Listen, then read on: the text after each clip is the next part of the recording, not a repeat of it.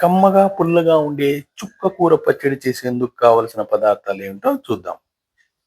మొదట 20 ఎండుమిర్చి, ధనియాలు 2 టేబుల్ స్పూన్లు, జీరా 1 టేబుల్ స్పూను, ఆవాలు 1 టేబుల్ స్పూను, మెంతులు 1/2 టేబుల్ స్పూన్.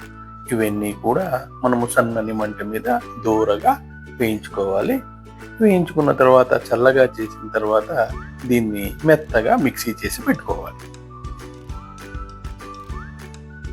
ఇప్పుడు 2 టేబుల్ స్పూన్ల ఆయిల్ వేసిన తర్వాత పోపు సామాన్లు వేసి పోపు అంతా వేగిన తర్వాత 200 గ్రాముల చిన్న ఎర్రగడ్డలు, 50 గ్రాముల గార్లిక్, 3 రెడ్ చిల్లీ ఇవన్నీ వేసి అవన్నీ బాగా వేగిన తర్వాత శుభ్రం చేసుకున్న చుక్క కూరను కూడా దీంట్లో వేసి మనము పచ్చివాసన పోయేంత వరకు బాగా ఫ్రై చేయాలి.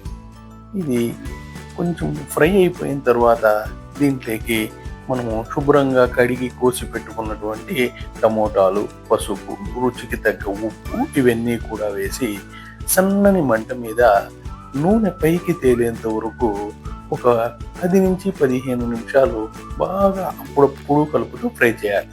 లేదంటే అది అడుగు మనకు అంటుకుంటుంది, మనకు రుచి అప్పుడు సరిగా మనకు అనిపించదు. కాబట్టి ఇదంతా చాలా ఓపికగా చేయాల్సి ఉంటుంది. సన్నని మంట మీదే చేయాలి, గుర్తుపెట్టుకోండి. ఇప్పుడు చూడండి, నూనె పైకి తేలుతా ఉంది. ఈ సమయంలో ఇంకొక 5 నిమిషాలు పచ్చివాసన పోయేంత వరకు వేయించి మనం సిద్ధం చేసి పెట్టుకున్నటువంటి ఆ గన్ పౌడర్ని దీంట్లో వేసి ఆ తర్వాత మరో 5 నిమిషాలు సన్నని మంట మీద నూనె పైకి వచ్చేంత వరకు ఓపిగ్గా కలుపుతూ మనము ఒక 5 నిమిషాలు ఫ్రై చేసామంటే కమ్మటి పచ్చడి రెడీ అవుతుంది.